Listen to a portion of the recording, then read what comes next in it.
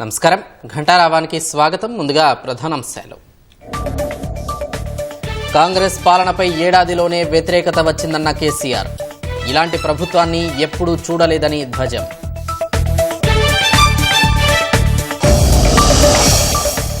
అత్యాధునిక వైద్య సేవలకు ఉస్మానియా నూతన భవనం 2 ఏళ్లలో అందుబాటులోకి తీసుకొస్తామన్న ప్రభుత్వం.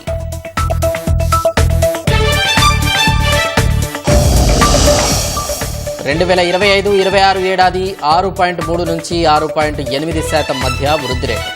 ఆహార వస్తువుల ధరలు తగ్గుముఖం పడతాయన్న ఆర్థిక సర్వే. కుంభమేళా తొక్కిసలాటపై న్యాయ విచారణ వేగవంతం. 30 రోజుల్లో ప్రభుత్వానికి నివేదిక సమర్పించనున్న కమిషన్.